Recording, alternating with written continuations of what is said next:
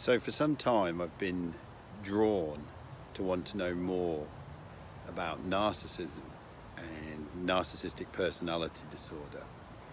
I think for a number of reasons, and also for me there was something in there about this topic and links to social media. And so I decided that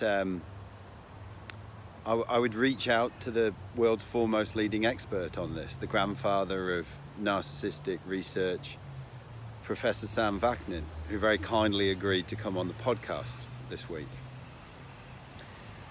I went into this thinking that I was going to learn more about a mental health issue, but what I soon began to realize was that this is bigger than that.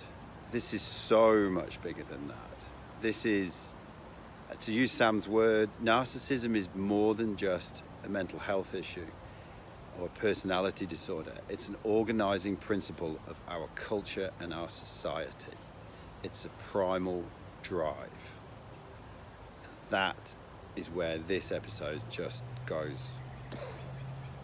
It pervades parenting, education, media, social media, politics, governments, all of it. And once it begins to sink in, it's pretty huge. In this episode, Sam talks in great detail about the dynamics and mechanics of narcissism, so you truly understand that.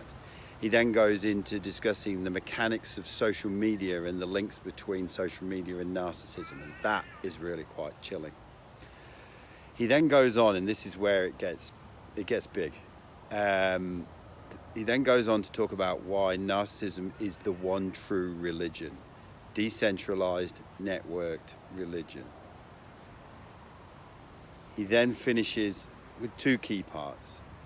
One is an invitation to leave our requirement for answers and the need to answer things and to revert our attention towards focusing on asking better questions.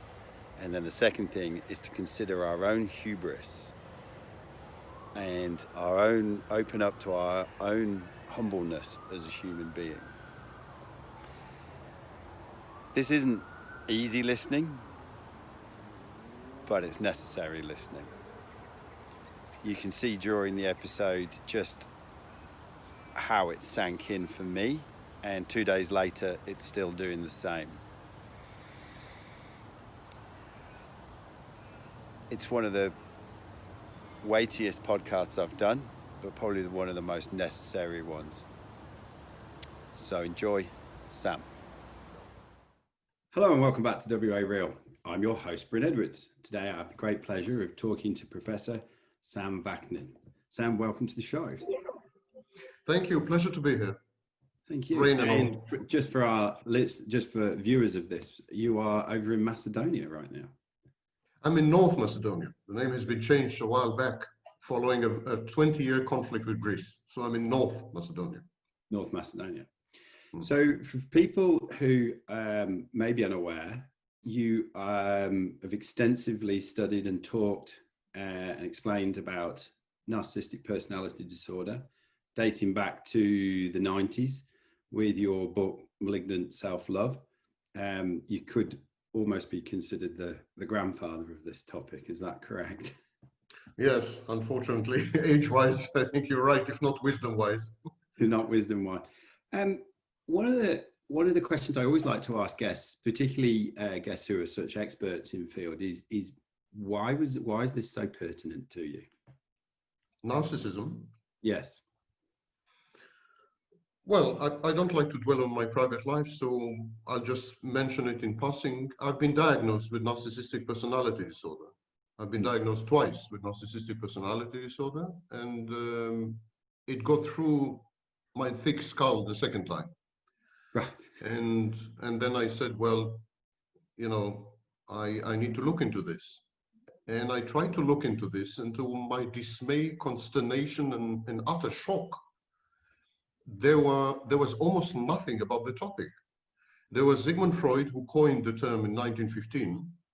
Then there were a few studies by Kohut, a brilliant genius, by Kohut, but within the framework of a bigger concept called self-psychology. And then there were snippets of works by Kernberg and others, but essentially nothing, and all of it coming from one school in psychology, which frankly has been somewhat discredited and is no longer taught in universities and so on.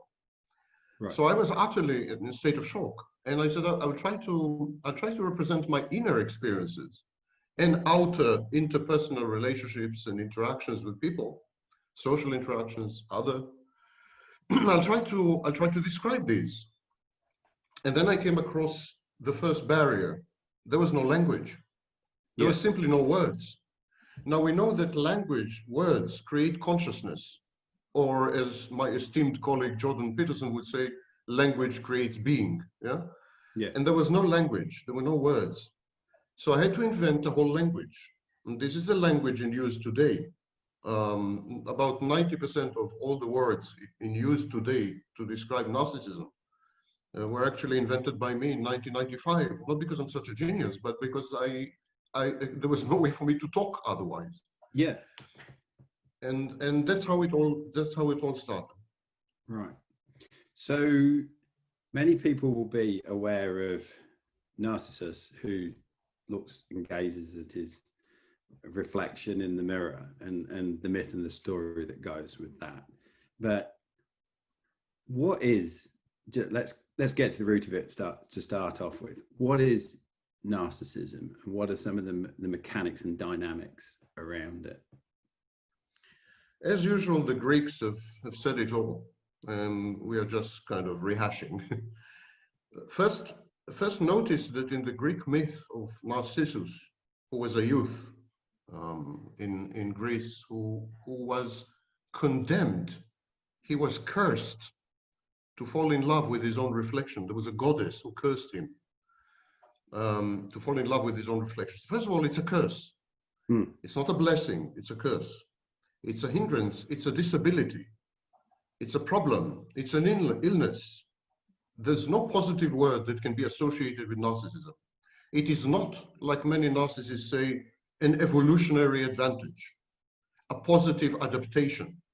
It is not, like many current scholars suggest, a high functioning adaptation to modern civilization and modern society. It's rather the other way around. Individual narcissists have created civilization and society in their own image, and rendered it equally dysfunctional, not the other way. So of course, within a dysfunctional society, dysfunction pays. It paid to be a psychopath in Nazi Germany. It was an adaptive strategy, you know. So that's the first thing, the curse, the element of the curse. The second thing in the Greek myth, the guy falls in love with his own reflection. It's a very important distinction. He does not fall in love with himself. Narcissism is not self-love. Narcissism is the love of your own reflection via the medium and the agency of other people. And here's the problem.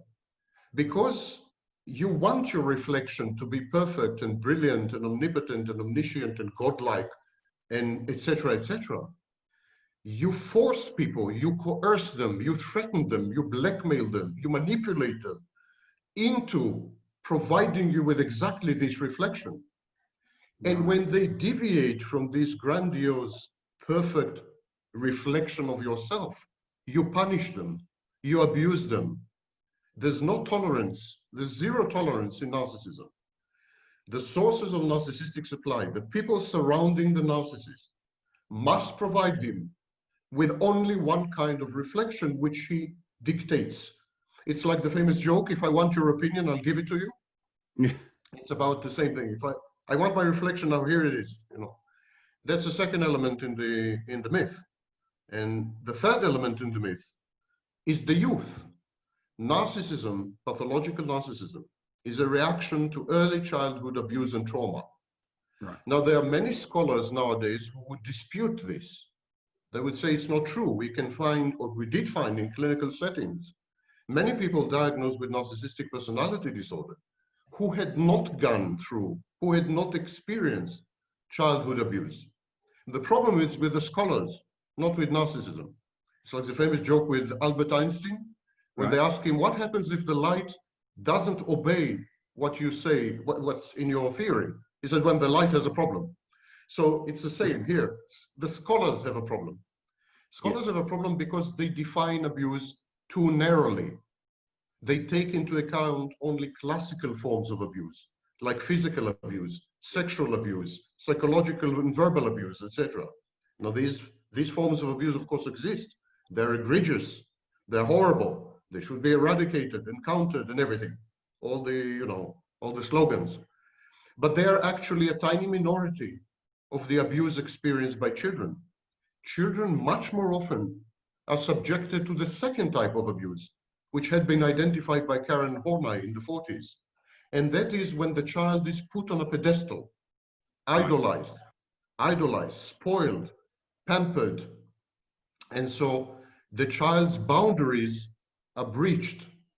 They are breached, and he is not allowed to separate from the parent. He is not allowed to individuate, become an individual. And very often, he is forced to parentify. He is forced to actually act as the parent, to the parent. How so? So there's a lot of ambient incest and so on. So these are also forms of abuse. And many narcissists, most narcissists actually, go through this route. As children, they can do no wrong. As children, they are not disciplined. As children, they are not exposed to reality. As children, they are not able to evolve and grow and develop psychologically. And especially, they are not allowed to become autonomous, separate from the parent, individuals. Because the parent is in himself or herself immature and narcissistic, and she wants to merge and fuse with the child forever. She wants to render the child an extension of herself or an element or construct within her own psyche. So it's intergenerational immaturity propagated via abuse that masquerades as love and caring. That's the most pernicious form. Yeah. Most pernicious form. Because as I listen to you there, what are some of the modern features of modern parenting? You can be everything, you can do it all, put you on a pedestal. We don't, medals for just participating and things like that. Is that all part of this wider definition of abuse that you're talking about? Not only modern parenting, but the modern education system, especially in some countries in the West, I'm alluding to the United States mainly, have taken this form of abuse and reified it and elevated it and rendered it a principle of action, an organizing principle, and a hermeneutic principle that imbues life with meaning. So today it's not uncommon for a teacher to tell the children, you're all special. And if you only put your mind to it, there's nothing you cannot do. Magical thinking. Pathological elements in narcissism and pathological elements generally have become the curriculum, the syllabus, and the agenda of the modern family and modern education system. Now, if you ask me, which you don't, but I'm going to ask anyhow, if you ask me why, I'm kidding. I mean, my right sense of humor, it's black, it's Jewish, and it's British. It's English. The question I should ask you as well. Yes. Yeah, I mean, you might as well go take a stroll. I'll ask myself. I'll argue with myself. Go on, keep going, Sam. Yeah, right. Yeah. So, I think in the case of parents, modern parents, there's a lot of shame and guilt because modern parents feel guilty and ashamed. Take, for example, divorced parents. Yeah. There's an intolerable load of shame and guilt there for having disrupted the family unit and family environment. They're trying to overcompensate for this. Even parents who are still together, monogamy nowadays is under enormous stress or stresses in multiple. And so there's virtually no functional relationship left. All relationships are subject to friction and dysfunction and so on. And most relationships nowadays last 2 to 3 times longer if they survive. 2 to 3 times longer than 100 years ago. which puts them under absolutely torsion and to the breaking point. So children feel this. Parents know that children feel this, and they're trying to overcompensate. The whole thing is overcompensation. Now, the education system caters to the rising tide of narcissism in society, societal, collective narcissism. Right. The education system simply, especially the education system in the West, where it's utterly commercialized and privatized. Even public education systems in the West are essentially commercialized and privatized. So they respond to the wishes and the needs of the client. Very similar to social media, you know? Yeah. Everything adapts to the collective mindset. And there is no question, studies by Twench, studies by Campbell, studies by numerous others, there's no question that our civilization, and especially the younger elements in our population, are much more narcissistic than let's say in the 1980s, 5 times more actually. Narcissism is the defining psychological moment in the individual and in the collective nowadays. So obviously education system adapted to it. So did politics, so did technology, so did show business. We'll get into technology and show business later. But sorry? We'll get into technology and show business and politics later. No, what I'm saying is education is not an exception. Everything adapted. Yeah. Please, go ahead. And that's really interesting, because one of the questions I wanted to ask you is, because it strikes me that even the word narcissism seems to be more prevalent in the modern day, vernacular. And I wanted to know whether, so to use our example here in Western Australia, people are more scared of sharks in the ocean because we go looking for them more, because we have more drones and we have things to, look out for them because they're a threat at the beach. So therefore you become more attuned and more aware. So one of the questions I had for you, and you've sort of answered that now, is narcissism become more prevalent because because you created the lexicon and we can now look for it, with a lot more clarity?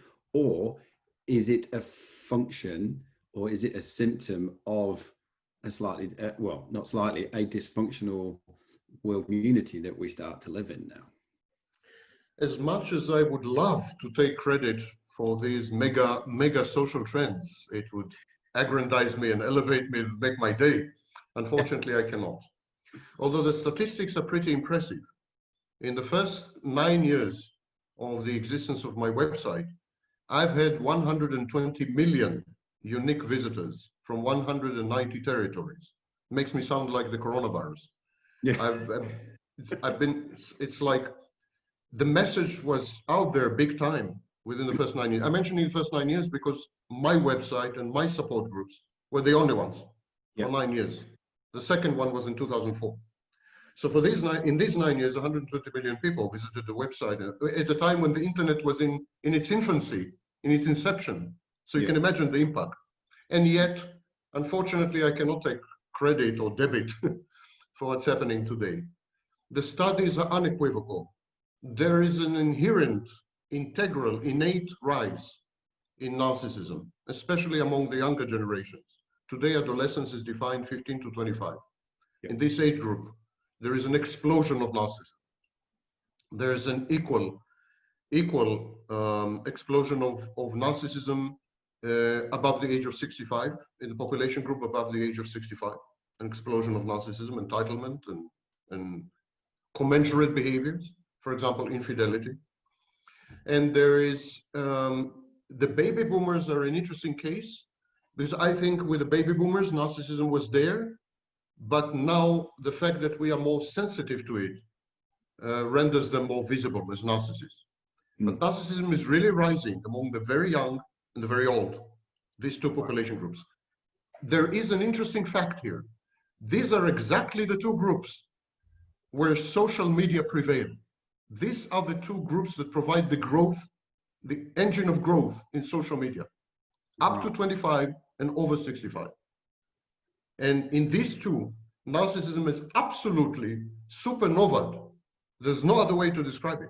Like 5 times higher among college students in the United States.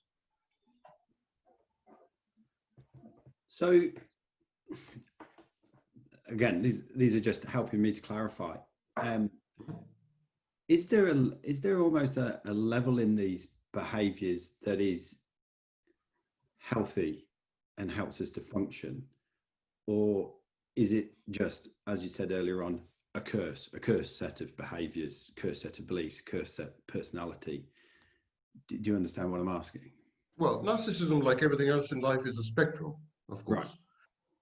Now, the fathers of psychoanalysis, psychoanalytic psychology, and psychodynamic theories and object relations theories, this gigantic group of schools of psychology. The fathers of all these suggested that we all have healthy narcissism, that there is a phase of narcissism in infancy, it's called primary narcissism, that is indispensable for personal growth and personal development. I will just mention briefly an example or give a taste of why it is indispensable. For the baby, for the toddler, to let go of mommy and explore the world, the baby needs to be grandiose. The baby needs to assess risk incorrectly. The baby needs to feel immune to the consequences of his actions. The baby needs to be impulsive, defiant. In other words, the baby needs to be not only a narcissist, but I would say a psychopathic narcissist. The first act of separation and individuation, when the toddler leaves mommy's leg and ventures out 2 meters and then runs back in panic, these 2 meters are the longest 2 meters in his life. Never mind how often he travels later. These 2 meters are the longest because they are the unknown. They are the terra incognita. They are they are the monster. They are the, and to venture out there, you really need to be grandiose. You need to feel godlike. Yes. So this is an example of how healthy narcissism helps us to explore the world. Right. Similarly, Jung linked intimately healthy narcissism with a process called introversion. As opposed to Freud. Freud said that introversion is a bad thing, essentially. Right. Jung said, no way, introversion is a very good thing. Because when you introvert, when you look inside, you are able to put together all the disparate elements inside you. And when you put all of them together, when you constellate them, you create the self. He said the self is crucially dependent on introversion. And he proved, he had shown, in my view, pretty conclusively, that without narcissism, introversion would be either lacking or pathological, and therefore the self would never constellate. So right. That's a second example from another school. Now, object relations, which is a third school.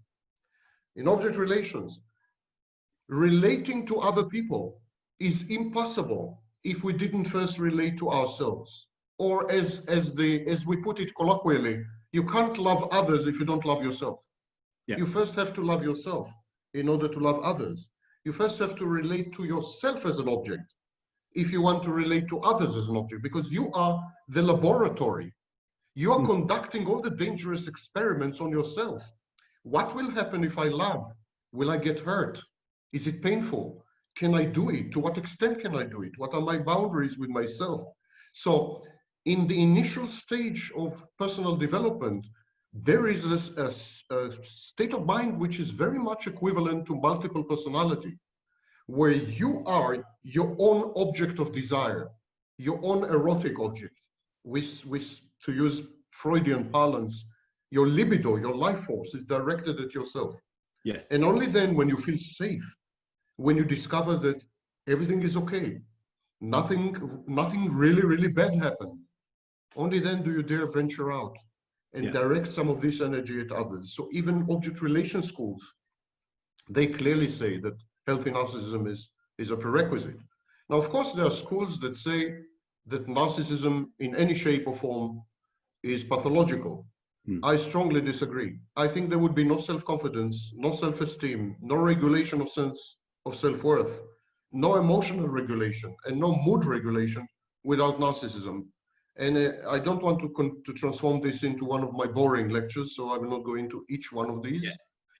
But there are a lot of studies and logical pathways leading from one to the other. In general, internal regulation or regulation of the internal space environment critically depend on healthy narcissism. And then what happens is, if your narcissism remains infantile, if it remains that narcissism of the 6 months old, Yeah. if it remains that narcissism of the 2 years old, then you're in trouble. Then you're a pathological narcissist. Healthy narcissism grows and matures with the adult and becomes what Freud called secondary narcissism. So, to wrap it up, in a way, I agree with those I strongly disagree with. They say narcissism is bad. Yeah. Any narcissism is bad. And I say they are right and they are wrong. Because adult narcissism has nothing whatsoever to do with infantile narcissism. You might as well call it some other name, self-love maybe. It's a totally different phenomenon. So it's the infantile narcissism that turns into the curse. Yes, that's the curse. And other scholars have written about it. There's a famous book called the Peter Pan syndrome. Peter Pan, people who refuse to grow up. And long before that, there was a whole group of psychologists, and they came up with the concept of puer aeternus, the eternal adolescent. They all put their head. Yesterday I read a booklet, a series of letters about the poet Percy Bysshe Shelley in Britain. And one of the letters says, there's some problem with this guy, with this poet, he strikes me very much like a boy, Right. It's old. We all knew about immature, childlike people who refuse to grow up.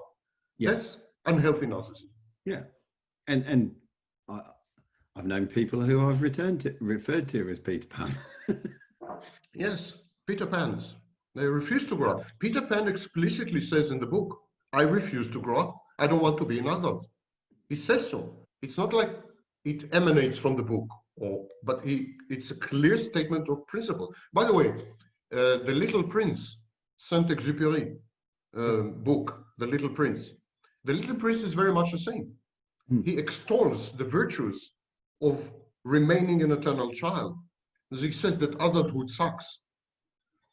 They may have a point, coming to think of it. He's probably onto something there. Yeah, they're onto something. So if I was an everyday person listening to this, how do I almost like overtly spot or sense a narcissist in my everyday interactions, whether it be in the workplace or within a friend group or something like that? There are numerous red flags and warning signs and so on. Yeah. I'll start with the basic thing, gut instinct. Yeah. When you're with a narcissist, we have documented in several studies a phenomenon called uncanny valley. You feel uncomfortable and you don't know why. You can't put your finger in it. It's like something has gone awry. Like this person has been misassembled. Something went wrong in the assembly line, Yeah. It's like some note is off key. Like there's something fake and wrong. But you can't put your finger in it. Because the narcissists are adept at putting on a facade of perfection. So you can't. So this is the first thing, your gut instinct. You feel something's wrong, you feel something's fake, you feel this discomfiture. Probably you're in the presence of a narcissist or a psychopath. Second thing, narcissists would relapse and remission to infantile states. They would act the adult for 6 hours, and then there would be a pause or a break in the meeting, and you'll be witnessing a spoiled child. So they have these flashes of spoiled brat flashes. The third thing is cognitive deficits. They're going to make the most inane, nonsensical statements, which would stun you and shock you. I'm not talking about conspiracy theories. For example, conspiracy theories are inane statements, but they're inane statements founded on some rationality, some logic, some progression, some cause and effect. I mean, narcissists would make utterly Alice in Wonderland innate statements. And the reason is they lack empathy. They can't gauge the environment and other people. And they have cognitive deficits. They filter everything to uphold and buttress their grandiosity. And where it doesn't fit, they rejig it, sort of. Yeah. So these are the three I would say that maybe a fourth, and I'll let you go. The fourth is narcissists mistreat people gratuitously. They abuse gratuitously. Right. So they would abuse the waiter, they would abuse the cabbie, they would abuse the maid, they would just abuse for the fun of it. Yeah. And there would be no rhyme or reason to the abuse. It's not like they're goal-oriented like the psychopath, but they would just abuse. And then they would forget about it. And they would also be very much at a loss. What had they done wrong? I mean, they would then rationalize and justify their behavior and so on. So if you see someone mistreating, especially service people, mistreating them for no good reason, it's an excellent mark of narcissism. Mm. And so service people aside, you mentioned that this concept of narcissist supply, obviously the supply has to come from someone else because they're not giving it to themselves. Actually, that's a question. Do narcissists spend much time by themselves? Well, let's correct a few misapprehensions here. Narcissistic supply was a term coined in the 1930s by a psychoanalyst. Right. I took it, I appropriated it in good narcissistic fashion. I appropriated it and imbued it with utterly new content. So today's narcissistic supply is my work, but the initial, I owe the credit to this guy. So, and second amendment, narcissists are capable of providing themselves with supply. Of course they are. They have whole routines, inner dialogues, inner monologues, and so on and so forth, ready-made to supply themselves. So for example, memories, they recall their moments of glory and victory and triumph. Or they would construct situations which would aggrandize them all by themselves and so on. Actually, narcissists spend a lot of time alone. They have a pronounced schizoid streak. And the reason they spend a lot of time alone is because they're trying to avoid narcissistic injuries. And an even worse phase of narcissistic injury called narcissistic mortification. Narcissistic mortification can be life-threatening. It's a very dangerous situation where all the narcissist's defenses crumble and he's skinless and he's triggered and traumatized to such an extreme extent that he can become psychotic, lose it, or he can even take his own life, or so it's very, very, so to avoid the triggers that might bring on narcissistic injury and mortification, narcissists very often withdraw from life, from society, from sources of supply, and sort of gather force. And they use this time to construct a new scheme, a new stratagem for obtaining narcissistic supply. So they may go into hibernation as an economist and emerge from hibernation as a philosopher, as they think, oh, now I can get supply as a philosopher. So, I mean, the hell with economics. So they also use these periods to scout for alternative sources of supply, groom these sources of supply via love bombing and other techniques, and bring these sources of supply into their lives. The sources of supply are people, simply people. And sources of supply have several critical functions, the most critical of which is what I call secondary narcissistic supply. Secondary narcissistic supply is very simple. The source of supply has to memorize. It's like an external hard disk, external memory. She has to memorize all the moments of glory, victory, and triumph of the narcissist and recount these moments to him when he is down on supply. Right. So her main role is to regulate the flow of supply. When he is down, she floods him with supply. When he is up, he doesn't need her. And when he's up, he tends to ignore the source of supply. He neglects her, he abandons her, but then he runs short, he runs low, he runs deficient on supply, and suddenly she's the love of his life. And her role then is to remind him how great he is, how omnipotent, how omniscient, how he beat his so she regulates the supply. Is there any particular characteristics of the people that they draw from? No, that's another myth online. Unfortunately, online, something like 90% of the information is misinformation. And that includes information proffered by people with academic degrees who discovered that they are experts on narcissism because there's a lot of money in it. I am very, very, very, very aggravated by the onslaught of charlatans, crooks, con artists, including ones with very, very high academic degrees, no integrity.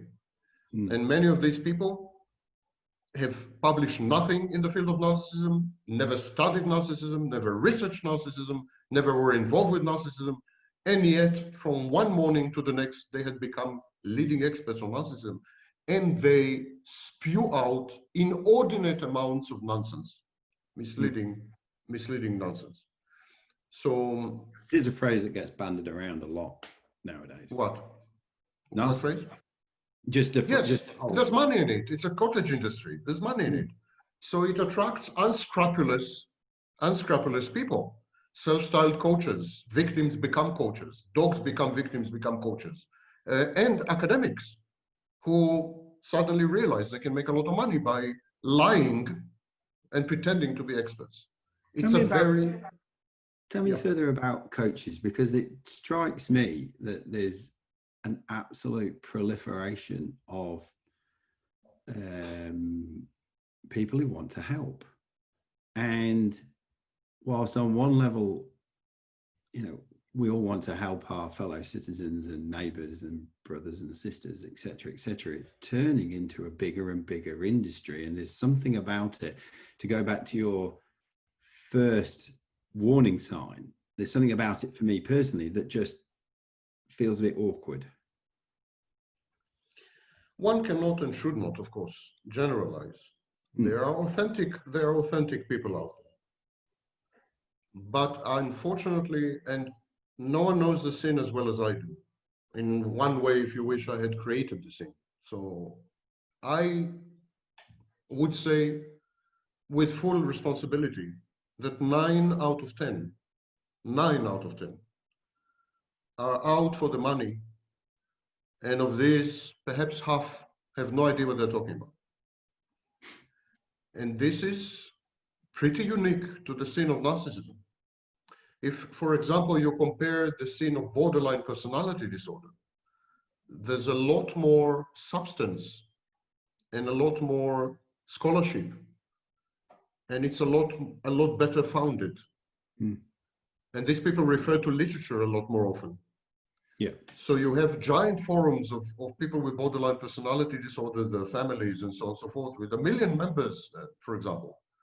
On Reddit, the forum on Reddit is about 1 million members, and so on. Yeah. And these people, I go through the threads, and I'm not welcome there, because my view of borderline is very dim. So it's not that they are my friends, so to speak. Yeah. I'm absolutely not welcome. And yet, I appreciate them, because they often quote articles, and I mean, they're serious. Yes. In narcissism, you find people with doctorates, I mean, with PhDs, making stupid videos like the dark glare in the narcissist's eye, or how the narcissist's eyes become metallic when he hates you, or 7 ways, say these 7 words and demolish the narcissist, or how to take revenge. These are people with PhDs. Shame on them. Shame on these people. They are a disgrace to the profession. They're absolute charlatans, dilettantes, and con artists. I have no other word to describe this. Most of them never read a single paper or book on narcissism. They conflate and confuse terms. They use failed narcissist instead of collapsed narcissist, for example, many of them, which is a prime indicator that you had never read anything about narcissism. It's really bad. It's a cesspool out there. And it's a cesspool out there for one reason. When you study borderline, you're studying a mental health phenomenon. It's limited to this, the illness and its effect on the sick, on the patient, and on the patient's human environment, his family, his workplace, etc. That's borderline. Bipolar, the same. Schizophrenia, the same. Narcissism is not only a mental health issue, it's an organizing principle of society and culture. It imbues our existence with sense and meaning.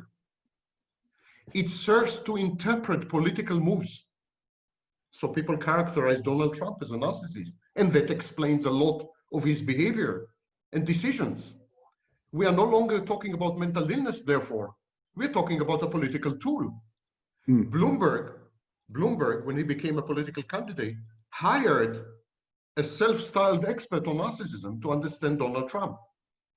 I was approached by the Biden campaign to become their advisor, for example. Wow. So narcissism has permeated other areas which have nothing to do with mental health and which are very lucrative.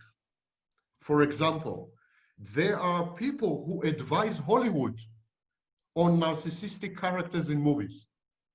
There are people who advise political parties on their opponents and adversaries.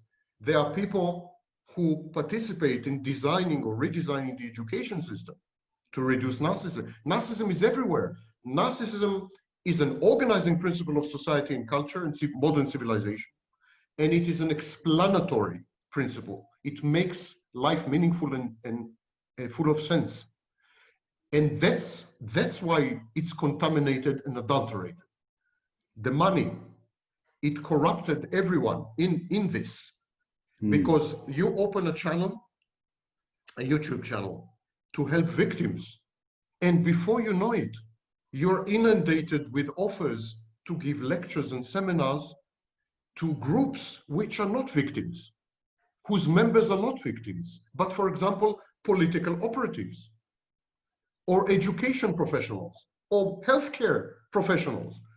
I participate in numerous international conferences which have nothing to do with narcissism or even psychology, but they want to hear my view about narcissism because it affects their profession. Wow. This is the issue. No one invites an expert on borderline personality disorder to advise the Democratic Party in the United States. No one. This will never happen. And such a contract could easily be $500,000 to $1 million. It's a lot of money here, sloshing around. Money corrupts. Wow, the all pervasiveness into the culture that you've just demonstrated with that answer is it's almost chilling. It is chilling because it brings into the game people who not only have no idea what they're talking about, but they are in many respects psychopaths. Even if they are not psychopaths clinically, they behave antisocially, psychopathically. Because to start with, they know they don't know anything. I have correspondence with one of the leading luminaries of narcissism online. Correspondence, writing, telling me, because we used to be friends, and it's not Richard Grannon, before anyone begins to speculate. Richard is actually one of the good guys. Yes. Richard does a lot of research before he says anything. It's someone else. And I have a letter from this guy telling me, I have no idea of narcissism. I never heard of narcissism, but there's a lot of money in it. Tomorrow, I'm going to open a YouTube channel and declare myself an expert on narcissism. It's an academic. I have a letter. I mean, I am not speculating. So it's really bad out there. It attracts, or it even normal people become psychopathic because they become goal-oriented, they become antisocial, they lie, they cheat, they con. It's tempting, it's seductive. Not only the money, but the power, because if you have a channel with 300,000 or 500,000, suddenly you are someone, you're a celebrity. I mean, if you read Jordan Peterson's book, there's about 4 pages, if I counted correctly, detailing in intricate minutiae how he rose to stardom on the internet. Quora, and he gives numbers. On this and this date on YouTube, I had 18 million views.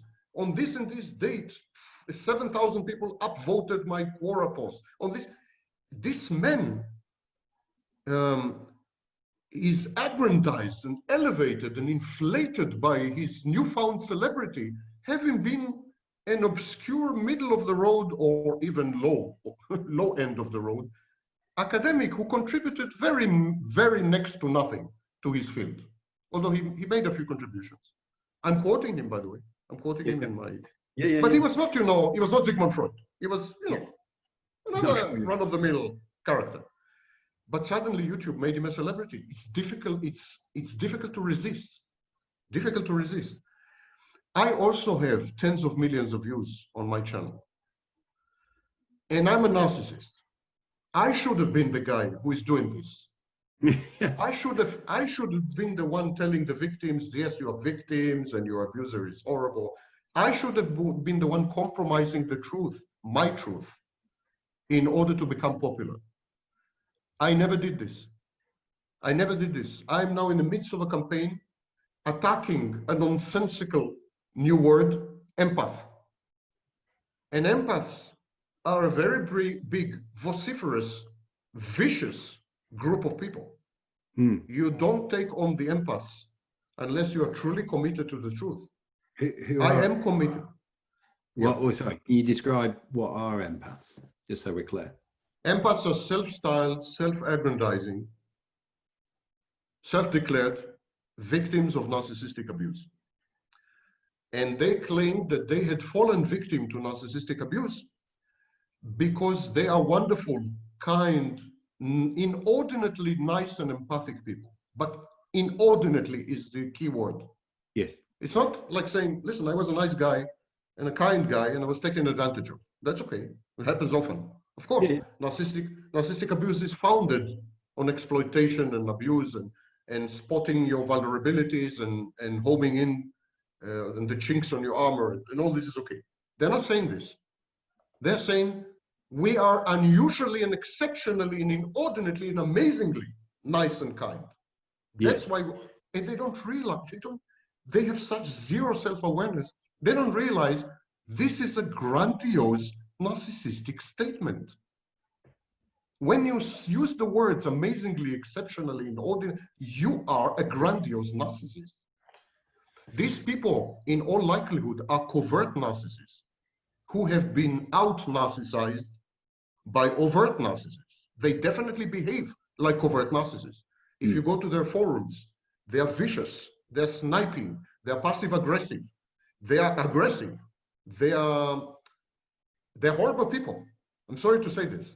As a collective, absolutely horrible people. And so I'm on a crusade against these people because, empaths. Of course, needless to say that empathy is not a word we use in academia, has no clinical meaning. It's a totally nonsensical word because every single individual on the planet has empathy. Even narcissists and psychopaths have empathy, which was recognized by the Diagnostic and Statistical Manual, edition 5, the latest edition. The only difference is the narcissist's empathy, the psychopath's empathy, don't have an emotional resonance element. The narcissist looks at you, he analyzes you, he spots your vulnerabilities and weaknesses and frailties and shortcomings and insecurities, and then he leverages them to obtain supply. The psychopath does the same, and he leverages this newfound information, the results of this scan, MRI, mental MRI scan.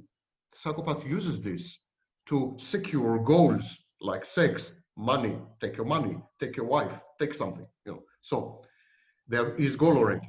But stop to think for a second. Is it possible for me to con you, to cheat you, to deceive you, to abuse you, if I have zero empathy? Of course not. I need empathy to understand you. I need a modicum of empathy to realize what makes you tick, to reverse engineer you, to take over you, to body snatch you, to brainwash you. I need empathy. What happens is this. The narcissist and the psychopath have as much empathy as any empath, perhaps even more, mind you. But it stops there. They scan you, they gather the information, and it has zero emotional resonance. If a psychopath sees you crying on screen, he sees you crying, he will tell himself, he will say to himself, this guy is crying, so therefore he is sad. Now that is called cognitive empathy, analytical empathy. I call it cold empathy. He will say, this guy is crying, he's sad. So normal person, a healthy person would say, this guy is crying, he is sad, it makes me sad. I want him to not cry. I want him to stop crying. I will tell him everything will be okay, cool it, I know how you feel. You make me feel sad, please stop. You know, that's a healthy person. A psychopath would say, great, this guy is crying, he's vulnerable, he's weak. Now, what can I take from him? You know?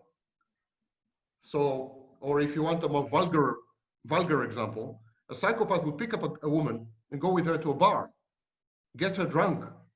And then he wouldn't say, oh, she's drunk, you know, I shouldn't take advantage of her or something. But he would say, great, she's drunk. She must be disinhibited. I can now have sex with her. Yeah. So it's goal-oriented. That's the only difference, but empathy is there.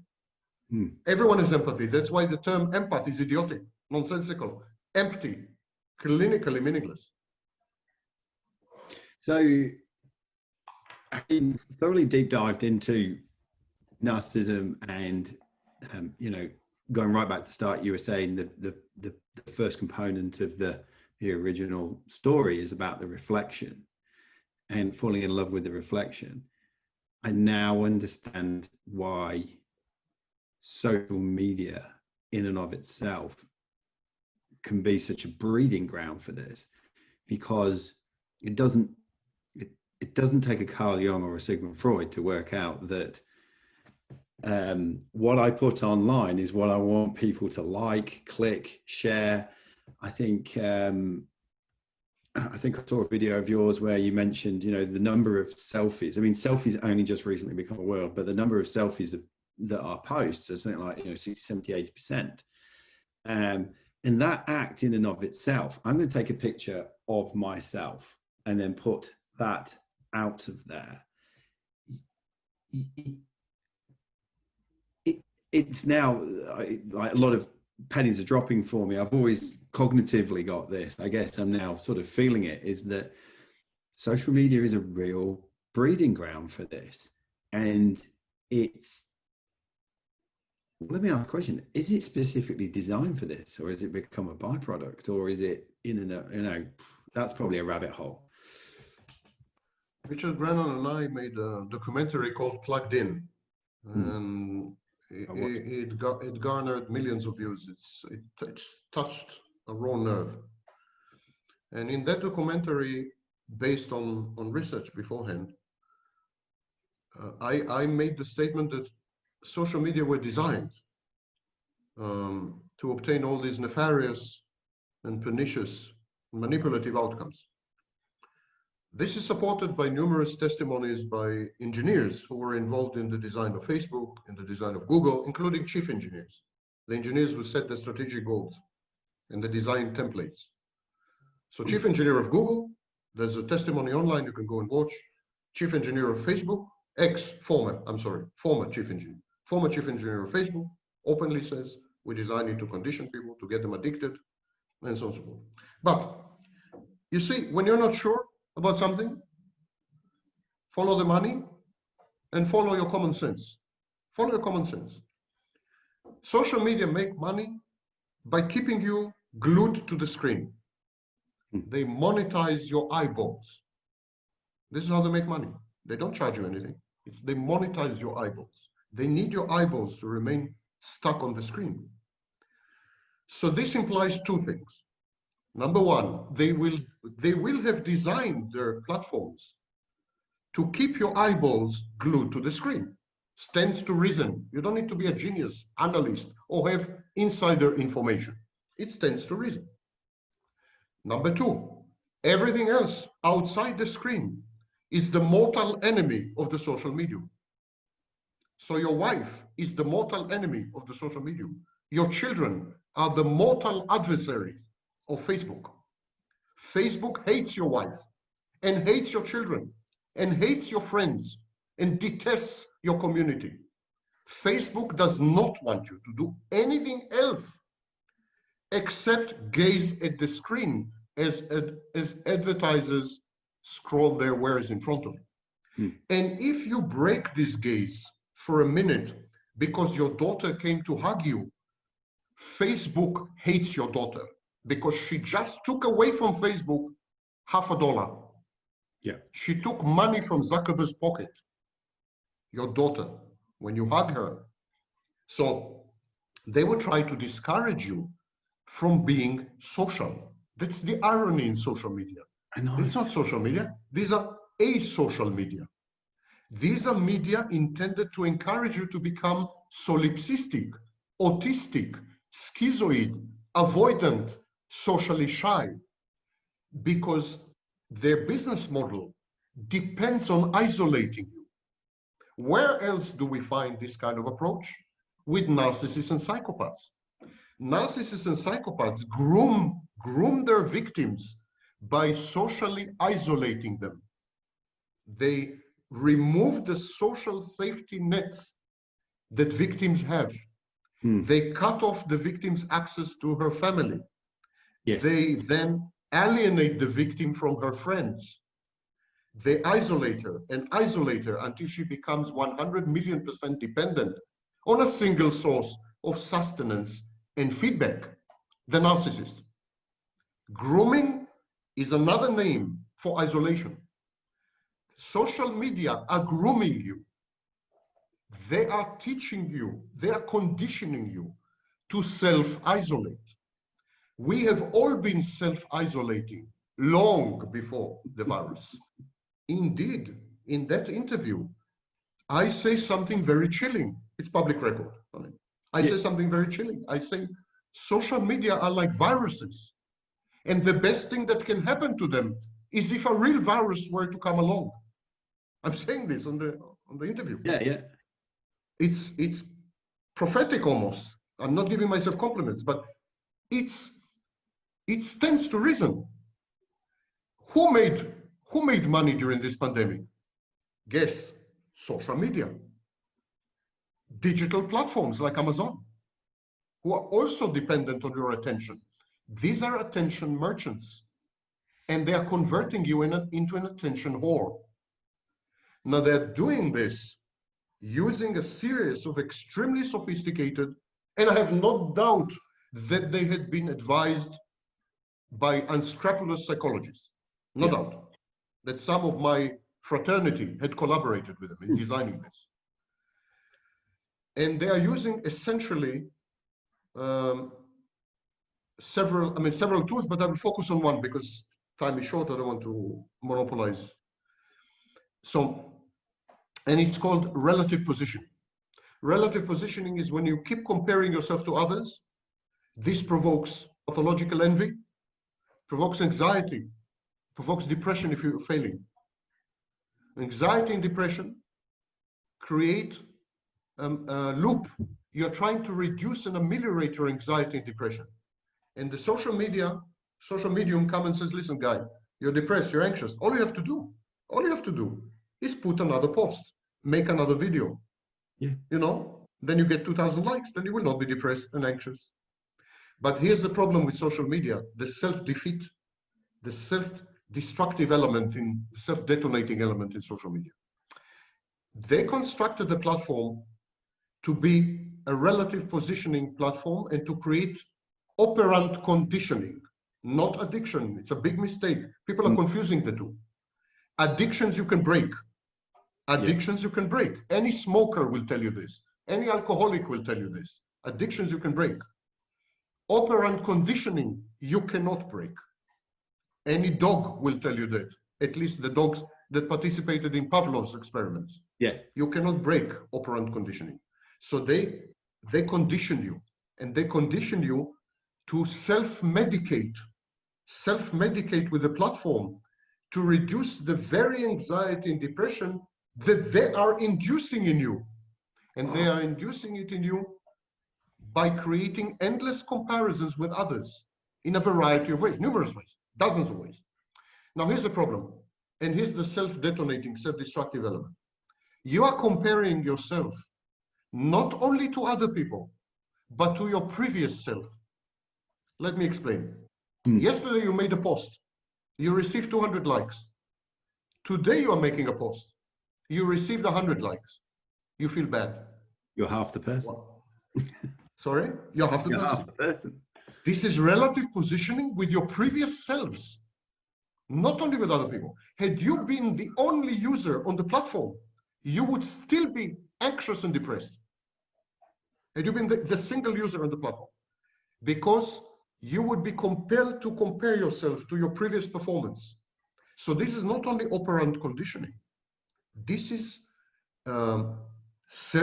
this is improvised explosive device planted. You cannot escape the negative mental health consequences, because even if the platform tomorrow, even if they were to become virtuous and remove all the comparison or relative positioning tools like likes, even if they were to humanize the platform and convert it really to a social interaction tool, which is very easy to do.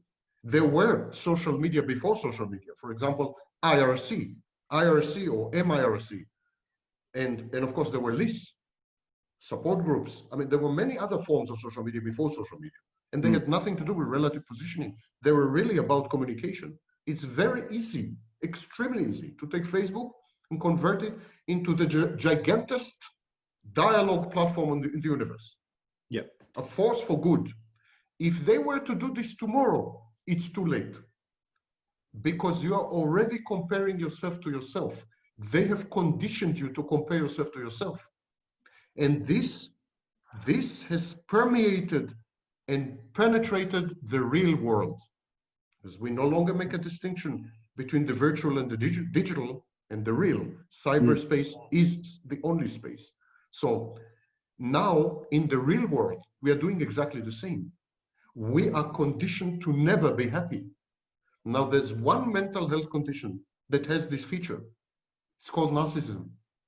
In narcissism, the narcissist is never happy because his expectations of himself, not of others, of himself, are so inflated, so fantastic, so unrealistic, so grandiose, so perfectionist, that he can never make it.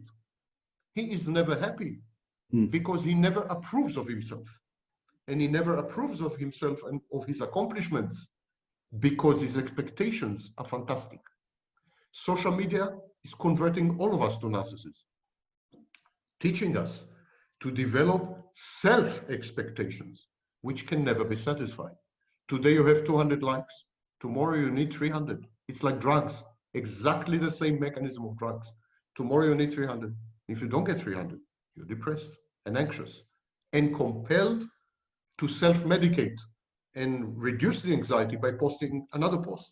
And that post gets 50 likes and the situation becomes much worse. There has been an absolute supernova of depression and anxiety disorders among people under the age of 25 and among people above the age of 65. These are the two groups who have been using social media. And scholars like Twench, Campbell, and others, Wade, they studied the question whether there is any other factor that can explain this explosion in depression and anxiety.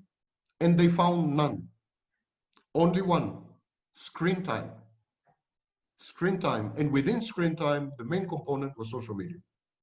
Social media and screen exposure to screens make us all mentally ill by fostering the equivalent of narcissism and by enhancing, exploding rates of depression and anxiety. Now imagine what's happening in this pandemic. People are cut off reality, cut off the familiar, cut off their habits, and cut off all the support networks. They're heavily dependent on social media, which are constructed to induce, not to reduce, to induce depression and anxiety. You can imagine.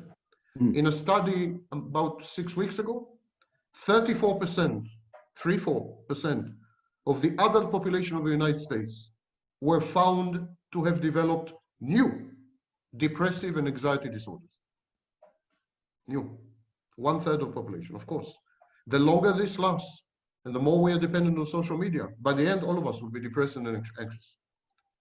These are machines for creating depression and anxiety and narcissism. I heard that. Yeah. That's me being open and honest about letting that sink in.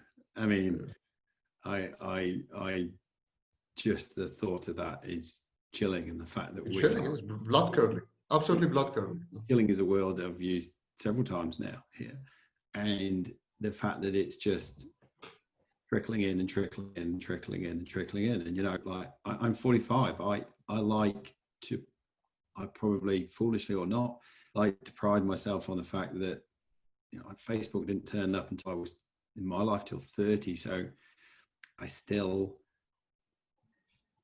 can see the difference between a friend on Facebook and what a real friend actually is. But for those younger than me, and now listening to you, you know, for those younger than me that who are swimming in the pool where it's already there when they turn up into life, and also,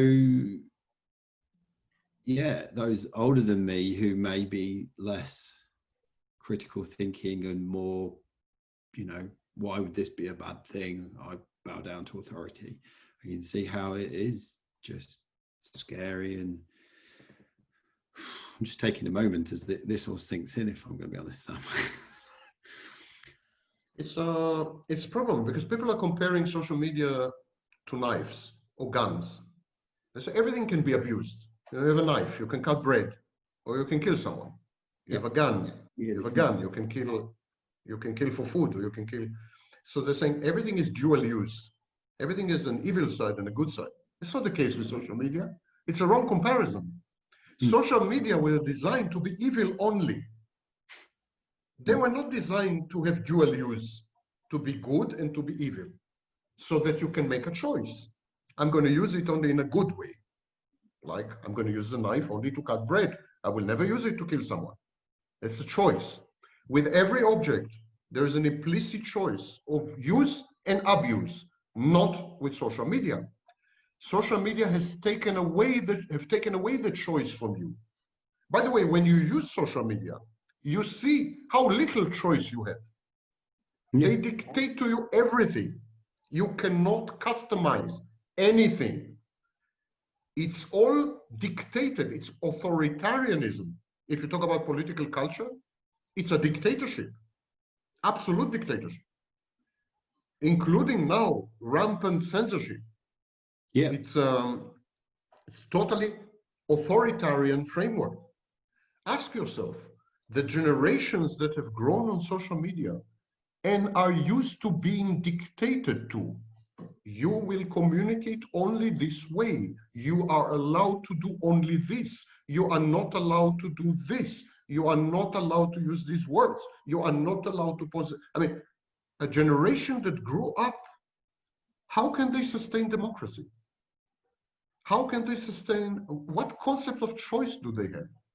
There's a big brother in California, and he tells them what to think, what to say, what to do.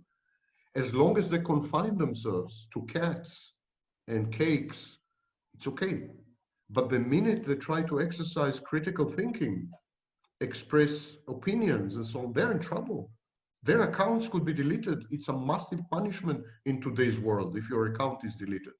I've had my Instagram account deleted. I have had my page on Donald Trump deleted.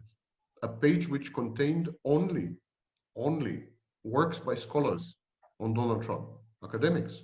I didn't post conspiracy theory or any such nonsense. I'm dead set against these things. And yet the page was deleted. My YouTube videos have been taken down, including utterly innocent YouTube videos on virology, epidemiology, and so on. I have medical education. So In addition to everything, I have medical education. I'm qualified to make these videos. No? Yeah. I mean, it's so you grow up to obey. It's a thought police. Yeah. This is 1984. George It's Orwell's thought police.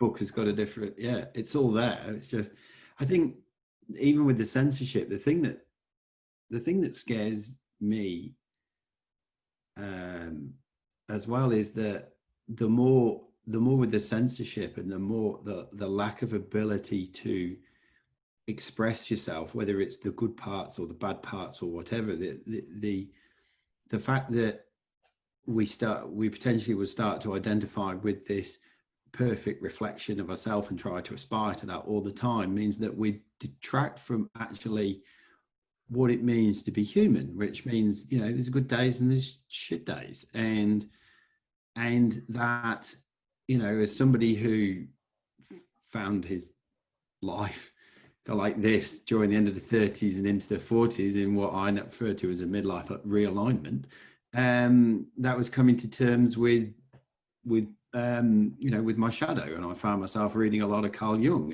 and appreciating that I'd spent all my life individuating myself by saying I am this but not that, I'm this but not that, and then all of a sudden all those knots which had been shoved down decided that they wanted to come up and they wanted some airtime, and they were all the bits I didn't really like about myself as I reached the peak of my individual, you know, what I refer to as the peak of my individual power, the latter 30s. And I feel like that's as far as you can sort of go before the shadow comes in. And there's just no space for that in this. Your whole attention is focused on a perfect reflection, and then anything that starts to question the narrative is censored. So you can't explore, you can't delve into yourself. You don't even acknowledge some of the darker. They're dark because the light's not shone on them. They're not dark because they're bad. And so we are going to end up, I mean, I remember what I was like at the age of sort of 37, 38 as this blew out. And I wonder whether, you know, some of it was from being in a boys' boarding school, but, you know, whilst it was untidy, it was the most healthy and cathartic part of my life. And it helped me to be in touch with being human. Now, if I extrapolate my experience of one, which I embodied, and just put some of those elements out there, there's going to be a lot of bundled up and screwed up people the way this continues. You know, I hear your part about the operant conditioning of narcissism. To me, there's also this innate lack of humanness in it. And yes, this is called inauthenticity, or in existentialist philosophy, it's called bad faith. It's when you present to the world a version of yourself which has very little to do with yourself, or which incorporates only highly selective or selected and specific elements which misrepresent you as a totality, an integrative totality. In other words, to cut a long story short, when you lie, it's simple, pure and simple. That's convenience. When you lie to the world, because omission is lying as much as commission. Yeah. You don't have to actively say something. By not saying something, you're lying. You're equally lying. Fallacious. We are forced into fallacious existence. You know what it reminds me? You know, musicians, they have their own style. And then the musician wants to experiment with a new style. And his fans are all over him. They want him dead. They feel betrayed. You know, what's wrong with you? You are metal, hard rock. You are this. Yeah. You can't do classical music. You, sissy, I mean, you went into classical music, you're a traitor. It's the same here. We've all been rendered mini celebrities. Mini celebrities. Someone like me would have never had hundreds of thousands of people following him, and would have never had 120 million people reading his work. Never. End of story. Never mind how brilliant I am. Of course I'm brilliant, but I'm kidding. But never. So it deformed my psychology. Yeah. Somewhere there, had I been less assured of myself, you know what, perhaps less narcissistic, less grandiose, I believe this attention would have molded me. Victor Hugo Victor Hugo, you know, the famous French 19th century author. He wrote a book. He wrote a famous book called The Hunchback of Notre Dame. And in the book, there's a chapter, and the chapter is called Compachikosi. Compachikosi were vagabonds, perhaps gypsies, Roma, no one knows, but they were vagabonds, and they were kidnapping children, babies, sorry, they were kidnapping newborn babies, and they were putting them in bottles, and the babies grew inside the bottles. And then when they were old enough, they broke the bottle, but the child was already shaped in the form of the bottle. Yeah. And they were known as compachikosi, child stealers, child thieves. Yeah. We are all in these bottles now. We're all growing inside these bottles. And even if one day we break the bottle, it's too late. We're deformed. Everyone is now a mini celebrity, so they are afraid to experiment, afraid to be truthful, inauthentic, in bad faith, fallacious, liars, pretentious, and they have transformed all of us into con artists. Simply, this is the definition of a con artist. It's someone who uses and abuses your confidence to sell you something, including his self-image. Yeah, we're all con artists. And that certainly fits in with, you know, the plethora of celebrity or no reality TV shows that we have, which started with Big Brother, and now in Australia we have Married at First Sight and Bachelor and all this shite, if I don't mind saying. Yeah, I don't mind you saying. I'll just plug in for where I turned off. Yeah. Please.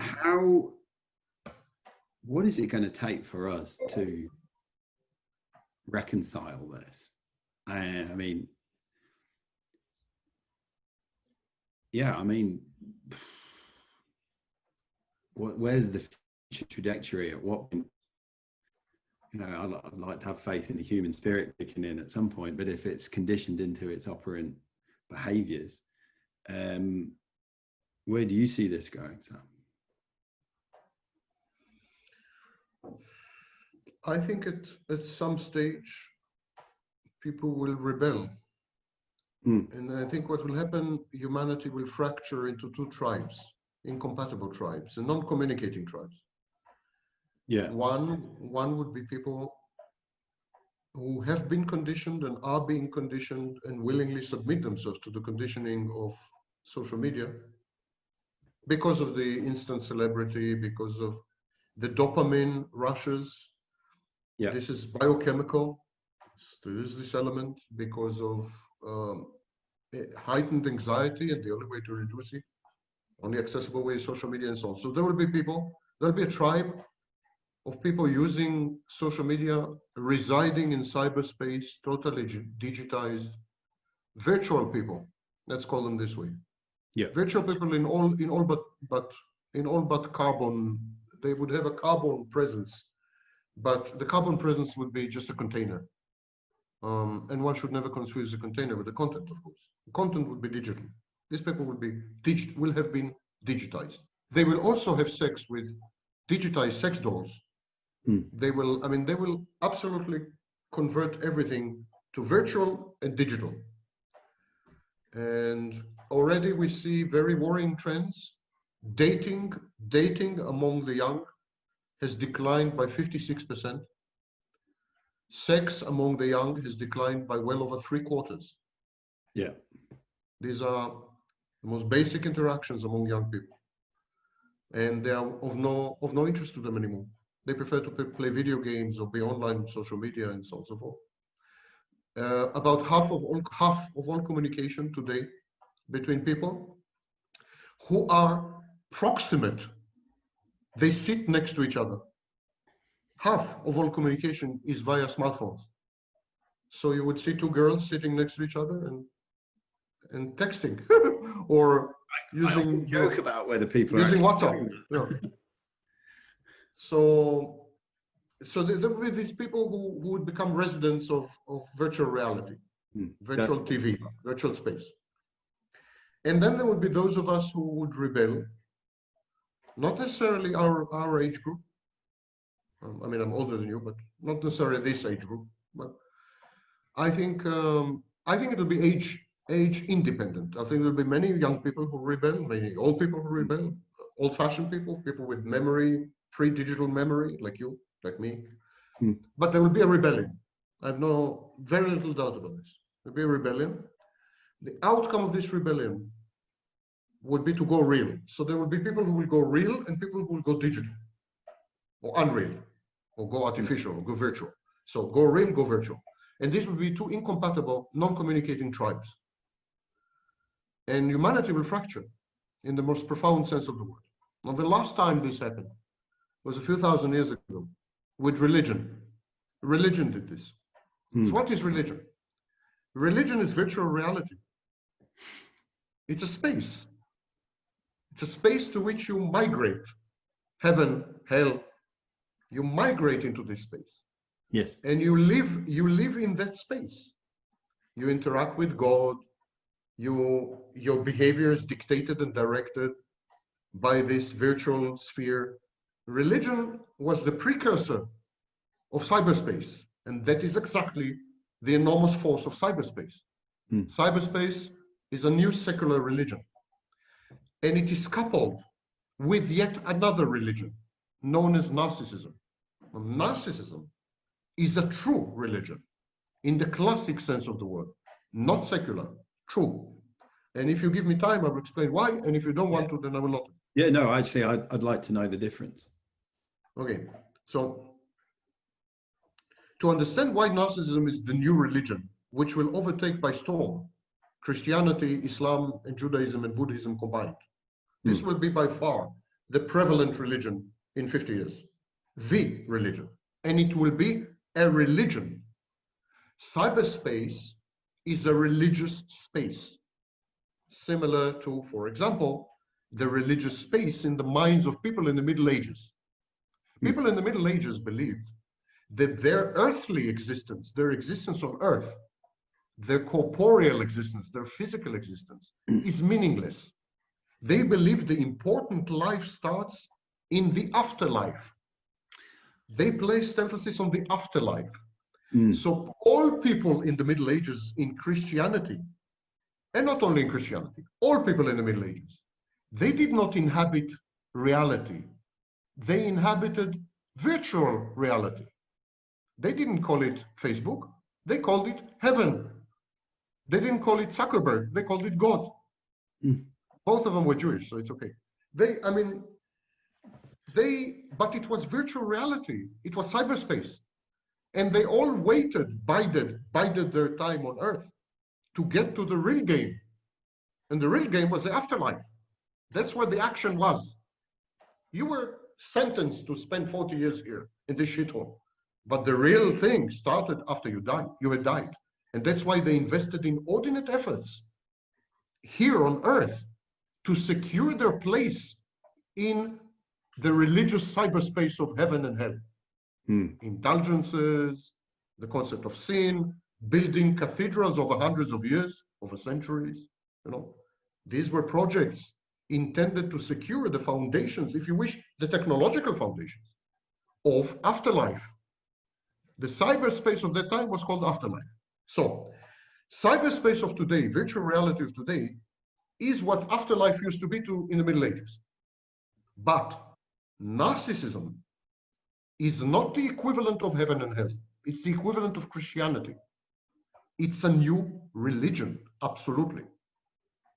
Which makes me, I guess, Moses. Okay, so I'm kidding. Definitely not Jesus. I want to live long, but Moses. Yeah. Seriously, I will try to explain why. Bear with me. What is narcissism? What happens to the narcissistic individual? At a very early phase, in early childhood, the child experiences abuse and trauma. The child says, I can't take it anymore. It hurts. I'm in pain. I'm going to invent an imaginary friend. And this imaginary friend will protect me, will firewall me. It will be a decoy. All the pain and the abuse will go to that imaginary friend, not to me. And that imaginary friend will be everything that I'm not. I'm small, he is big. I don't know many things, he knows everything. I am powerless, he is all powerful. My mommy tells me I am bad, he is perfect, etc. He's everything I'm not. Now, make a list. All powerful, all knowing. What is this? God. The child invents a private religion. Wow. He invents God. He discovers God. The false self, this imaginary friend that protects the child, is God. The main function of God was always to protect humanity. People invented God to protect them because they were small and powerless and ignorant and frightened and abused by the elements and abused by others. And they wanted an imaginary friend to protect them. And they invented God, as does the child. The child invents the false self as God. And then it's a private religion with one worshipper and one God. The God is the false self. The worshipper is the child. As the narcissist grows, his religion, his private religion, becomes missionary. He is trying to recruit you to his religion.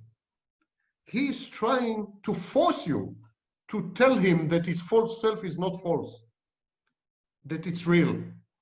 In other words, he's trying to convert you like the missionaries did in Africa. You know, he's trying to convert you to a believer in his false self. He wants him to tell you, yes, you are a genius. Yes, you are handsome. Yes, you are brilliant. Yes, you are perfect. Your false self is not false. It's a true God. It's a God of life. It gives you accurate information about yourself and about the environment. It's a survival tool and mechanism. Believe in it. Worship it. In the initial stages of narcissism, there's also human sacrifice. So already you're seeing the elements of religion. You're seeing a godlike entity. You are seeing missionary activity. These are all hallmarks of religion. And now I'll come to the next one, human sacrifice. At the initial stage, when the child invents the private religion and his new God, he makes a human sacrifice. But it's a child. He has no access to any other person except himself. So that's the human sacrifice he's offering. He sacrifices himself. The child. To this new God. And he sacrifices what we call the true self. That's why the narcissist has no true self. He has no true self because early on he had sacrificed it to the Moloch, to this new God, to this new insatiable, voracious God. And he's left empty, non-existence. Narcissism is not a disease of too much existence. Narcissism is a disease of absence. The narcissist is a void. It's an absence. It's a hall of mirrors. It's an empty corridor with howling winds. It's deep space. There's nobody there. The self that used to be there has long been sacrificed to an unforgiving God, the false self. And now we wrap it up in the social level. On the social level, as more of us become narcissistic via technological means, otherwise, education system, bad parenting, as more of us become narcissistic, more of us have private religions. More of us have false gods, false selves. More of us make human sacrifices. More of us try to convert each other. Narcissism is a postmodern religion because it's distributed. It's a network religion. It's a religion with multiple gods, multiple worshippers, multiple temples, multiple shrines, multiple human sacrifices, where every god is someone else's worshipper and every worshipper is someone else's god. It's a network concept. That's because that's the metaphor we live in today. We borrowed the technological metaphor into our religion. And if you look at other religions, Islam, Christianity, Judaism, They all borrowed the prevailing technological metaphor of the day. If you read the Bible, I mean the Old Testament, it's full of references to cutting-edge technology of the period. Plowshares, agricultural technology is all over the book. God compares himself very often to a farmer. Worshippers of God compare themselves to plants, to seeds, to the prevailing, the dominant metaphor of Judaism is an agricultural metaphor. The dominant metaphor of Islam is the technology or technologies that facilitated nomad existence in the desert.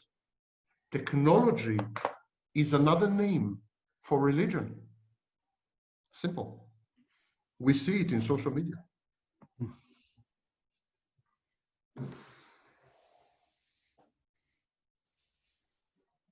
I'll give you a discount on therapy.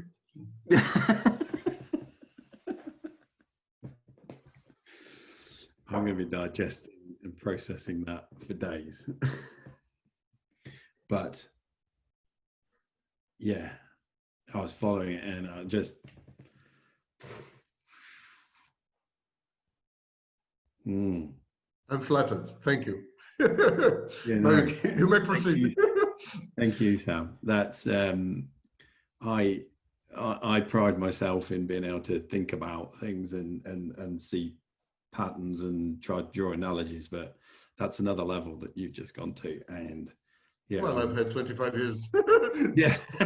I had a 4 on you. I had 25 years of advance. No, but you know, as I sit and listen to it, it puts it into a greater context.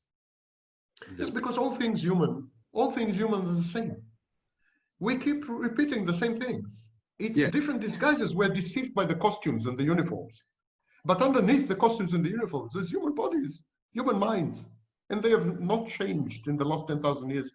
They haven't changed in 100,000 years, perhaps in 1,000,000 years. We're the same animal. Same animal.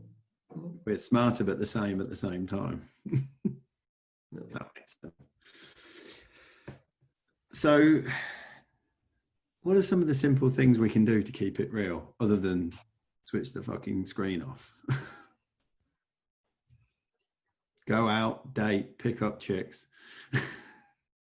That would be a good start. That'd be a good start. Kind of have conversations with people. You know, there are two conflicting kind of schools. There's the Jordan Peterson school, which says we have strayed. We simply strayed. And all we need to do is go back. Go back to tradition. Go back to conservative values. Go back to what the ancients had taught us. Go back to the family. Go back to structural social units. Go back to monogamy. Go back to traditional gender roles. Peterson is a reactionary, in a good sense, not reactionary in the bad sense. He's not, advocating genocide, but he's a reactionary, a social reactionary. So that's one school of thought, and of course Peterson is not alone in this, and not the first.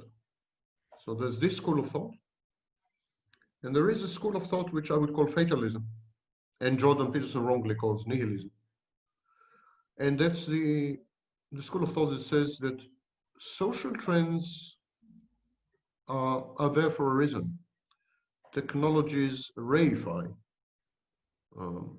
traits and cognitions and emotions. In other words, technologies don't bring these about. They just leverage and reflect other much deeper, more profound processes in human populations. Religions, another name for technologies. Religion is a social technology. So religions are also reflective. And this is true. The problem is not in social media and whether we turn off the screen or not.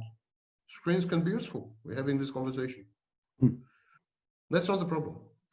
Problem, in other words, is not to discard the technologies or to discard the religions, because the only thing that will happen if you tomorrow discard the technologies and religions, we're going to invent new technologies and new religions.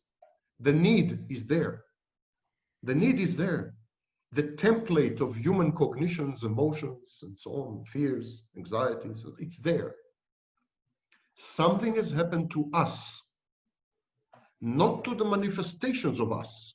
That's where I strongly differ with Jordan Peterson. Jordan Peterson is a doctor who treats the symptoms. That's very nice, of course. Reduce the temperature, this, that, inflammation. That's not the problem. He's describing the malaise. And he says, well, we need to confront this malaise. We need to reverse it. We need to. But wait a minute. Hombre, how did the malaise, why the malaise came about? Yeah. Why did we choose to undermine traditional gender roles? It's bad to undermine? We can argue. It's bad, it's good. If I'm leftist, I would say it's very good. If I'm a feminist, of course, I would say it's very good. Traditional gender roles were slavery. And if I'm Jordan Peterson, I would say it's very bad. We don't know what we're doing. We are engineering. I mean, we are destroying our future. And so, I mean, okay, that's a legitimate debate. But that's not the main debate. Nor is it, frankly, a very important debate. It's a distraction. The only debate that matters is, why did we choose this course of action, this path? Why, for example, didn't gender roles become much more entrenched, much stronger, much more delineated and demarcated? Why? In times of uncertainty and anxiety and crisis, actually, we tend to freeze. That's the initial response. Why didn't we freeze? Why, instead of freezing, we exploded everything, decomposed everything, ruined everything? What was this self-destructive? Where this self-destruction is coming from? And is it self-destruction? Or perhaps it's not. These are the critical issues that no one deals with, Peterson included. No one is dealing with these questions. You know what it reminds me? When you go to therapy, yeah, a client comes to me and she begins to say, this and this happened. I don't give a fig about what she's saying. A fig. Because what she's saying has been filtered over many days. It's a narrative. It has very little to do with what really happened. It's fictitious in large part. Honestly, it's not journalism. You cannot really rely on what she's saying. That's her subjective version of the events, having been filtered through many emotional layers and her history, her prejudices, her biases. So what she says is absolutely not relevant. There is a relevant question. Why does she choose this version of the events? Yes. What is her motivation to choose this narrative and not any of another 90 possible narratives which incorporate the very same facts? Why did she choose this narrative? This is the question facing humanity. Why did we choose this narrative? Not how do we reverse this narrative, which is Jordan Peterson's message. How do we reverse the narrative? Not what are the elements of this narrative, which is Slavoj Žižek. These are secondary, to my mind, boring questions, and not really important. Why did we choose this narrative? And in my work in narcissism, I am trying very hard to answer this question, because I think narcissism has a lot to do with it. I think narcissism embodies somehow, directly or indirectly, the answer to the question, why did we choose this narrative? You see, narcissism is not an intellectual analytical construct. It's not just a mental wordplay. It's not a game. It's a primordial psychological drive, force. So we are going down really deep. If the answer is narcissism, we're not being flippant or, the world is narcissistic. Everyone is more narcissistic. That's why. No. This is a very weighty statement. As I've just demonstrated, narcissism is a religion. And religions are by far the most profound manifestations of the human spirit and psyche. Much more than science. Science is nothing. Technology is nothing. And it's new. Science and technology are new. Yep. They are only 300 years old. Religion is the name of the game. So narcissism is a religion. Do you understand what I'm saying? It's a new religion. Narcissism is a foundational psychological force at the basis of most mental illness and most mental health. This is where we should focus. That's why I'm focusing on narcissism. Not because I have nothing better to do. In my other hats, I'm a physicist and I write short fiction. I do many things. I think narcissism is the core. It's the key. And it's the answer we're looking for. If you're asking me, do I have the answer? No, of course I don't have the answer. But I have the question. I think I have the question. And the question is, what is narcissism? Why we chose narcissism? Why narcissism took over? How to deal with narcissism? That's the core question. You solve this, everything will settle into place. Women will be women, men will be men, societies will function, love will flourish, dating will resume, sex will become functional. Solve this. This is the virus. This is the virus. The COVID-19 virus affects the brain and the liver and the lungs and the kidneys and the blood, and it has multiple effects. Don't treat the effects as we are doing today. Today we are treating the symptoms. Don't treat the effects. Kill the bloody virus. Suddenly everything will be okay. The brain, the liver, the kidney, everything will fall into place in one fell swoop. Focus there. I was delighted to read, when I read Peterson's book for the second time, I was delighted to notice how many times he mentions narcissism. Quite a few times. It's right. He has the right instincts. It's true. This is it. This is where we should go. This is where we should focus. But not in the coach, self-styled expert YouTube environment. This is where we should focus. Philosophers should focus on this. Psychologists, sociologists, anthropologists. I want to know how narcissism manifested in primitive societies. Not one study, not one. I couldn't find one. Are you kidding me? Narcissism must have been crucial to survival, especially in primitive societies. And yet, not one. Narcissism underlies sexual identity and sexual differentiation, underlies gender roles and gender acculturation. It underlies many. It is the core of identity. And because it is the core of identity, it is the filter of memory. Memory is identity. Take away your memories, you have Alzheimer tomorrow. Take away your memories, you have no identity. So memory and identity, but wait a minute, narcissism is the main filter of memories. You know, so it's our identity. It's all social media, narcissism. You name it, narcissism. That's, people are sensing this. Politics, narcissism, show business. You know, they feel that the common folk feel that narcissism is much more than narcissism. They feel it in their bones. That's why this gigantic online movement started. Not because of some Vaknin. I mean, I invented the language maybe, but really I didn't have much to do with the movement. There are many bigger, much bigger movers and shakers there. It's a global social. I think it's the biggest social movement online, because I've checked the forums and so on. Today, narcissism is the main keyword and buzzword. Every movie, every TV series, every book I read, I mean, it's all over the place. People feel that there is something there which might sort out their lives, might make finally sense and meaning of it all. Yep. The last time they felt like this was 2,000 years ago, or maybe 1,500 years ago, with religion.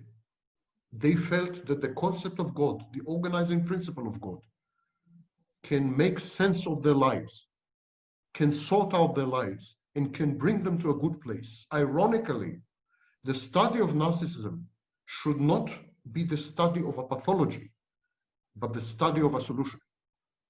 I'm not saying that narcissism is a solution. I'm saying if you study narcissism, you will find what's wrong. If you find what's wrong, you will find the cure.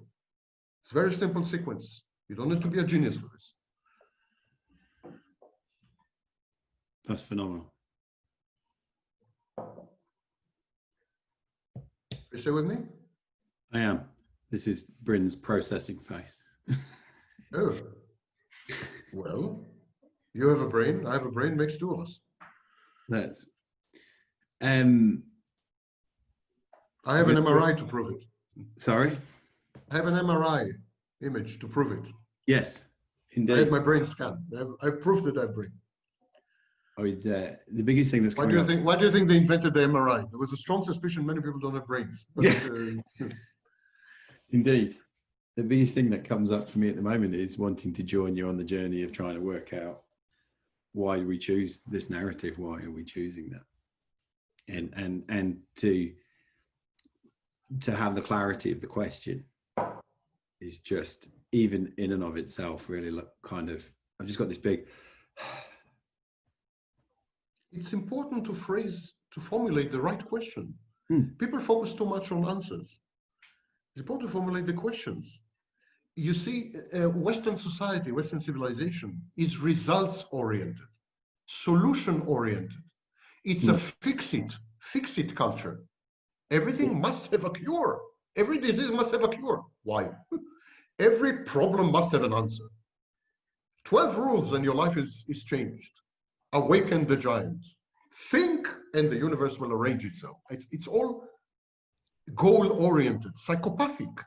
It's psychopathic civilization. It's goal-oriented. But all previous civilizations,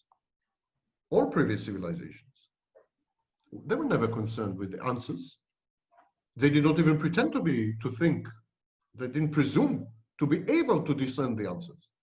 They were very, very focused. The main agenda was formulating the right questions. So someone like Socrates was not concerned with the answers. He was concerned with the questions. So was Plato. And these are the fathers of modern. But go a bit further, Descartes. Descartes was not concerned with answers. He was concerned with questions. He actually said no answers were possible because the only certainty is that I exist. You go to Kant. Kant didn't pretend to have answers. He claimed that he's able to decipher the structure, but then he used the structure to present questions. So did Newton, by the way. If you go to physics, I'm a physicist. One of my doctorates is physics.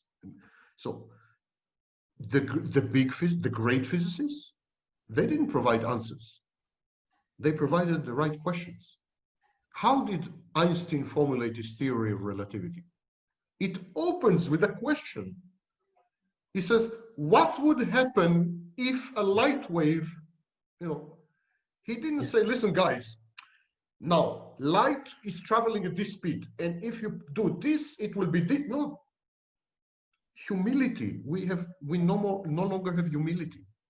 Even if you look at public intellectuals, I mentioned Peterson and Zizek. I didn't mean to single them out. They are part of a subculture of public intellectuals. They are not humble. They're arrogant. They're grandiose. And this is a betrayal of the concept of public intellectual. The public intellectual should not tell you what to do, should not be prescriptive. You should not, these are the 12 rules, these are the 10, I don't know, these are the 7 principles. That's not okay. The main role of a public intellectual is to provoke you to think for yourself and to hope that with crowdsourcing of all these answers from 1 million or 2 million people, and some wisdom will emerge. Some wisdom will emerge. I must admit that in the Middle Ages, public intellectuals were a lot more honest and integral, perhaps because they humbled themselves in front of God. They didn't usurp God. They didn't stand in for God. They were forced. They were forced to be humble. Even the narcissists were forced to be humble. That was the bon ton. There's God and there's you. You're humble. I must say, in the Middle Ages, the discourse is very futile. It's futile because you deal with imaginary entities like angels, I don't know what. But utility aside, the discourse was more honest and led to much better results, in my view. The Renaissance and and modern science and so on, the Enlightenment later, they didn't come from nowhere. They came from the Christian tradition. And the Christian tradition came from the scholasticism of the Jews in the Talmud. And that was influenced by Neoplatonism in Egypt. And Neoplatonism was influenced by the father and mother of the way we think, Socrates. Socrates and Aristoteles, these two giants. And these two giants were focused on framing the right questions. Questions to pose to other people, Socrates, and questions to pose to nature, Aristoteles. And that's the end of the story. And that's how modern science operates. Real scientists, not the ones on television, grandiose narcissists, hubris, and nonsense. I'm not talking about these scientists. The real scientists, those who toil in laboratories anonymously, they're humble. They're humble and they focus on the questions. They focus on formulating the right question. They know nature will answer. Ask the right question, people will answer. Focus on the right questions. Don't think you have the answers. Focus on the question, people will answer. Focus on asking nature the right questions, nature will answer. Everything, all of existence is resonance, but you can't obtain the right frequency if you strike the false note. And grandiosity is a false note, because grandiosity encompasses the question and the answer. And here's a rule of the universe. The question is never where the answer is. Never. If anyone tells you, I have the question and the answer, they're lying, they're con artists. There are people who formulate the questions and people who propose answers. There are experiments where we pose a question and there are the answers. And the answers are never, never together with the questions. So we lost this humility. We lost this humility. And our public intellectuals are not making it better. Our politicians are not making it better. Our show business, all our role models are not. So you see, in the 1950s, the most desirable men, even then, there were opinion polls about desirable men. In the 1940s and 50s, 30s, 40s, and 50s, the most desirable man on earth was Albert Einstein, the Apollo of physicists. He was the most desirable man on earth. Marilyn Monroe wanted a child with him. And she married Arthur Miller. They were the desirable men. They were the heartthrobs and the drop-dead gorgeous. Today, who do we have? Who do we have? Reality TV stars, footballers, athletes, actors, singers. All of them put together 100 IQ, if I'm optimistic. We have deteriorated. It's the very last question. Short one. The answer is no. No. Just, very last question. Statistically, it's 50% I'm right. Yeah, it's not a close question. So, no, okay. So very last question. We'll keep it quick. It's a hypothetical one. I always enjoy asking my guests this question. Is it what? It's a hypothetical question, but I always enjoy asking. If you could take, so I'd like you to, bearing in mind you're a very clever person, I'd like you to just go with the question rather than pull it to pieces. If you could upload a short piece of nugget into the collective consciousness so everyone just gets it, what would it be? I think the last one, that we have lost humility. We have lost a sense of proportionality. And until we regain it, things will get worse and worse and worse. What's the virus? Is the virus not a manifestation of hubris in the way we treat nature? We are not humble in front of nature. If you are a religious person, which I'm not, we are not humble in front of God even.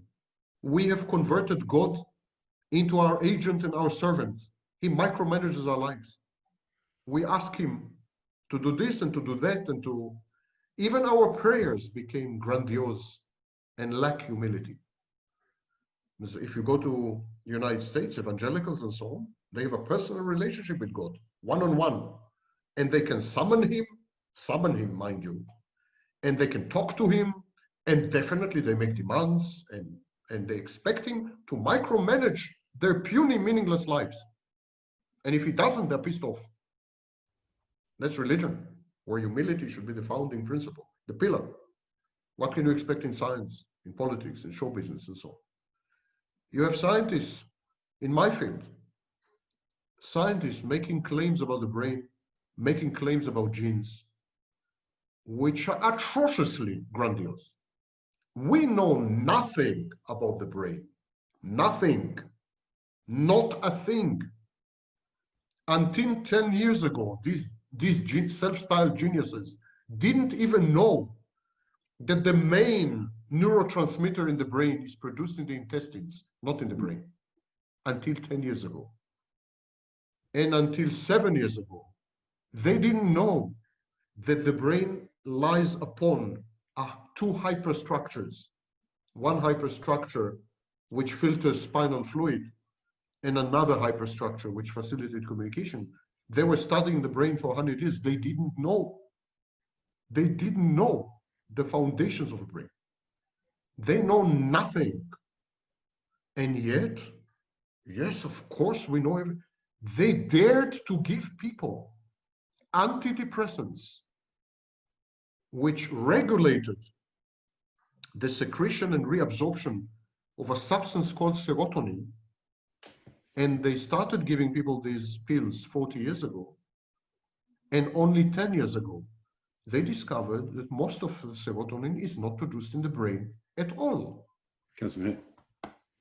Yes, in the intestines. This is the extent of hubris. And antidepressants made a tremendous damage to sexual lives of people, to mood dysregulation, and so on and so forth. They were not a beneficial thing. So, one sentence, be humble. Humble yourself. Sam, it's been an absolute honor and pleasure to listen to you today. Thank you. So very much. You're a good interlocutor, a patient one. Thank you. I just absorb. Obviously, if anybody wants to hear and find out more, they can go to your YouTube channel and find you there. Yes, I have a YouTube channel and on Amazon, my books, etc. Today it's very easy. No need to give links or anything. Just Google my name, Sam Vaknin, V-A-K-N-I-N. Sam, thank you very much. Thank you. It's been a pleasure, really.